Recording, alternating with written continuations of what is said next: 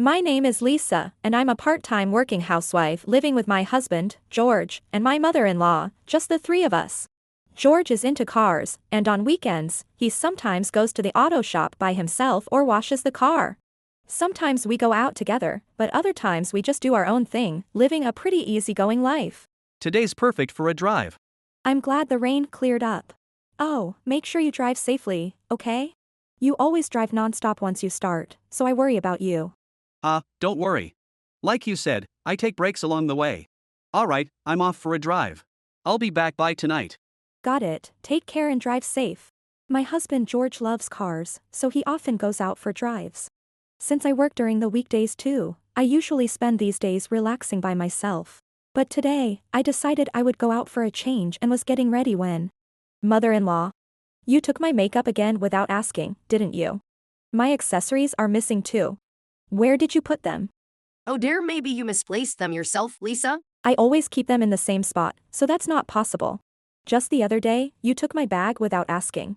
I have no idea what you're talking about. I was constantly troubled by my mother-in-law, who would often enter my room without permission and take my things. It used to happen occasionally, but recently it's been happening more frequently. It was getting to be too much, so I decided to talk to George about it. And that's the situation. She takes whatever she wants, so could you say something to her? If you could bring it up in a gentle way, I think she'd listen to you. Come on, it's not Mom's fault. You're probably just losing your stuff on your own. Besides, if it's that important to you, why don't you keep it in a safer place? I talked to George about my mother-in-law's sticky fingers, but he didn't seem willing to understand. I realized I'd have to deal with this on my own. So, I started keeping all my important belongings in a locked place. However, a few weeks later, I came home from work to find my room completely ransacked. Wah! What happened to this room? Oh no. My ring and watch are missing. Mother-in-law. You were the one who messed up the room, weren't you? Oh dear, there you go accusing me again. You're such a troublesome person, Lisa. You're the only one in this house who does things like this. Both the ring and the watch are really important to me, so please return them right now. And stop going into my room without permission. I just went in to vacuum, that's all. We live together, so we need to respect each other's personal space. Even if you say that, it wasn't me, so I don't know what you're talking about. Maybe they're lying around somewhere. Why don't you take a good look? It was obviously my mother-in-law's doing, yet she refused to admit it. She kept pretending she didn't know anything, so I decided to talk to George about it again. You're still going on about that. You're so annoying. The ring? Oh, the watch, right? Can't you just lend them to her? It's no big deal. I didn't lend them. She took them without asking. They're keepsakes from my parents. You know that, George. Keepsakes or not, what's done is done. Why not just buy something similar? What are you talking about? There's no replacing something like that. Well then, buy something that feels just as meaningful. That's not the point. Ugh, you're such a pain, Lisa. You're part of this family now, so stop complaining about my mom taking a few things. What? What's yours is hers. Why don't you just think of it that way? Besides, we're family, so what's the big deal? Exactly. It's too late to ask for them back now anyway. The ring and watch. I don't have them anymore. What do you mean, you don't have them anymore?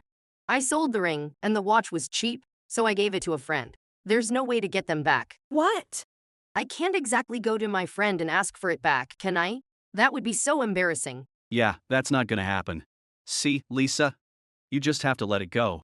With that, George left for another drive. Meanwhile, my mother-in-law was lounging on the sofa, laughing at the TV without a hint of remorse. Watching her, I finally reached my breaking point. As I was wondering what to do about the situation, I received a message from someone. A month later, George stormed in, furious. Lisa! My car is gone! What did you do with it?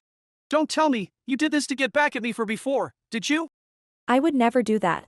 Your mother is the one who took your car somewhere. Oh my, what a terrible wife, trying to pin this on me. I'm not just making this up. After all, you took the car keys when you went out earlier today, didn't you? What? I don't know anything about any car keys. Mother-in-law, no matter how close we are as family, taking the car and selling it without permission is over the line. Wait, taking it without permission? Mom, did you sell my car? Oh please, as if I would do such a thing. I just borrowed it for a little while. It's your precious car after all. So you admit you took it? I'm telling you, I just borrowed it. You're making such a big deal out of nothing. Honestly, what's the problem with a mother borrowing her son's things? We're family after all. There's no harm in it, right? Stop joking around, Mom.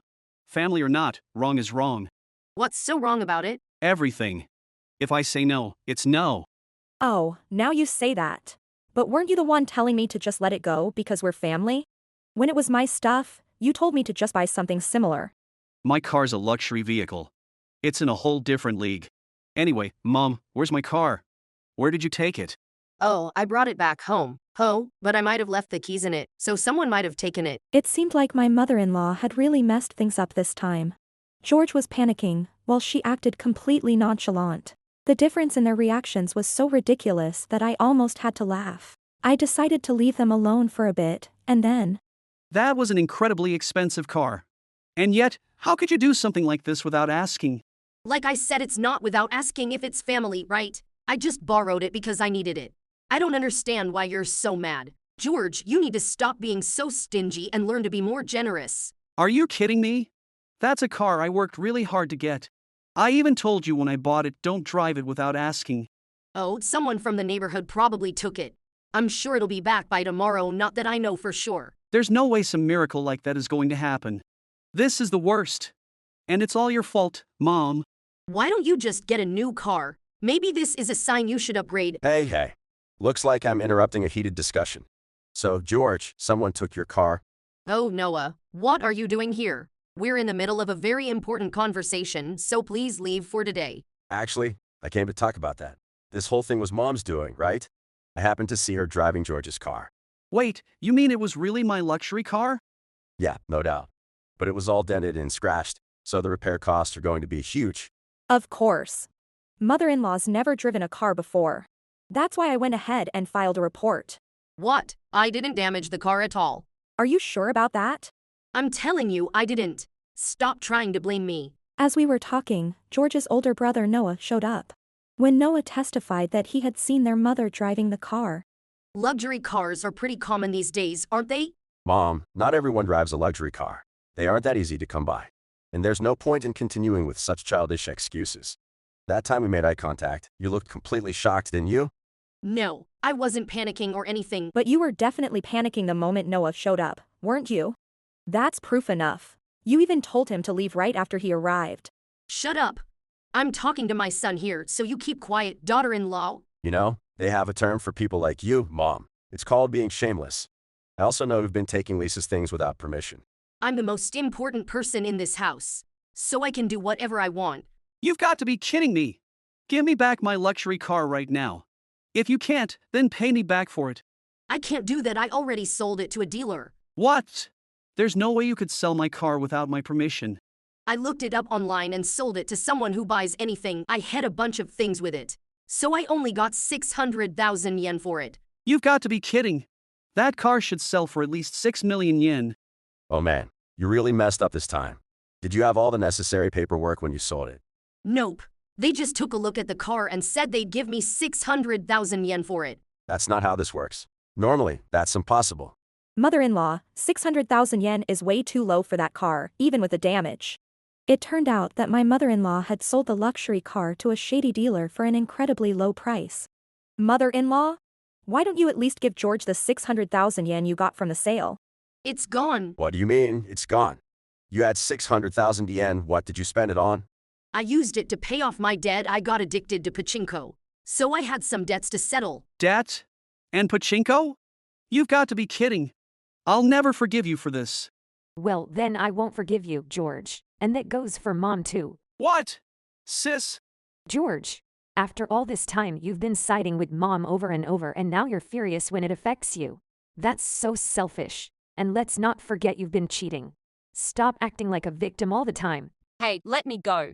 I said let go. Why are you and Ayano together, sis? Mia happened to see George with her. She didn't want to jump to conclusions, so she asked for a proper investigation. I didn't want to just rely on rumors either, so I hired a private investigator to check if George was really cheating. Listen, George, I've got tons of evidence of your cheating. Don't even think about running or you'll regret it. The car thing is unfortunate, but if you were cheating, then you just got what you deserved. Honestly, Mom and George, what a pair of troublemakers. George, you're going to explain what's going on with this woman, right? It turned out that George had been cheating on me behind my back. Thanks to Mia, George now knew that I had solid proof of his infidelity, and then, Yeah, I've been cheating. I'm seeing Ayano here. Is that what you wanted to hear? Well, what a disgusting way to admit it. You sound like such a terrible person. You wanted me to explain, so I'm admitting it, aren't I? I knew he was married, but hey, what can you do? Things just ended up this way. If it just ended up this way was a valid excuse, divorce papers and lawyers wouldn't exist. Oh, so is his wife really going to divorce him? In that case, why don't you just hand him over to me? George always drives luxury cars and seems loaded. You know, some men just like to show off more than they actually have. George does love cars, but he's not wealthy. I get that he probably wanted to impress you since you're his girlfriend, but still. The shine's already worn off, but the fact that you haven't noticed is pretty sad. What? So George is not rich after all? What a hopeless son I have. You're no better, Mom. What nerve to say that? Look, sis and I didn't just come here to talk about the car and the affair. Hell, then what? We've decided to cut ties with both you and George, Mom. That's the real reason we came today. Excuse me, is there a Mrs. Tome here? Oh, yes, that's me. Who might you be? I'm Officer Sakurai from the Kyusuka Police Department. I believe you know why I'm here. Suddenly, a detective from the local police department arrived at our house. When Detective Sakurai began asking questions, my mother-in-law started to panic. I don't know what you're talking about. I didn't sell any of Lisa's belongings or my son's car. Well, this seems like it's going to be a quick conversation then. This must be about the report Lisa filed. Mom, you need to go with the officer and do some serious reflecting. Don't joke around. George, you were cheating, so you'll be doing some reflecting too. Reflecting? What do you expect me to do? First, you're going to sign the divorce papers, and then you're going to pay alimony. You too, Ayano. What? Why should I have to pay alimony? Because you helped break up a family, you idiot. You're responsible for this. We have all the evidence, and you both admitted to the affair, so there's no way out of this. Wait, divorce and alimony. Please, let me off the hook. What is this? No way. It was just a fling, huh? Well, paying alimony for a fling is quite the pricey fun, don't you think? Wait, am I new? That's impossible. It's impossible for me too, Lisa. Please reconsider the divorce. It was just a fling. Fling or not, cheating is cheating. Now, sign the papers. It seems you're all busy here, so Mrs. Tome, let's head to the station where we can talk in detail. Wait, if I go there. You probably won't be coming back soon, but this is your own fault. Lisa, please. Forgive me. I promise I'll never cheat again. No way. You never supported me, and I'm done with you. You heard her. Now hurry up and sign. You caused this yourself, so you've got to take responsibility. This can't be happening. I don't want a divorce. I don't want to be with you for even one more second. We're getting divorced, George. Thanks to the fact that it was considered a family matter, my mother-in-law was able to return home quickly. However, word of the incident spread throughout the neighborhood, and everywhere she went, people gave her disapproving looks. Feeling like she had no place left, she ended up moving far away. I divorced George and demanded alimony from both him and Ayano. Since Ayano was an unemployed freeloader living with her parents, she was disowned and kicked out of her house because of this. Around the same time, the shady dealer who bought the car from my mother-in-law was arrested. Although George's car was returned, he didn't have the money to pay for the repairs. And so, the three of them lost their once peaceful lives, their assets, and their family, ending up in a miserable existence burdened by debt. As for me, Wow, so Lisa, you're going to a mixer soon. yep. A coworker was kind enough to set it up for me. Wait, didn't Noah say he was going to a mixer too? Yeah, that's right. I haven't gotten all the details yet, though. But apparently, there's supposed to be a bunch of beautiful women. Haha. Heck, somehow that really annoyed me just now. Why? I'm just trying to find love again. I hope you find someone great. Even after my divorce, I stayed in good spirits, and my relationship with Mia and Noah remained strong. My coworkers organized a mixer to celebrate my divorce, calling it a fresh start party. Since the divorce, I've been living a more carefree life without the need to keep my valuables under lock and key. Both my work and personal life are going smoothly, and I'm surrounded by people I've stayed connected with. Thanks to them, I've realized that being able to laugh every day is the true meaning of happiness. As I appreciate these small joys, I continue to spend each day with the people I love, full of energy and gratitude. If you enjoyed this video, we'd be thrilled if you subscribed to our channel.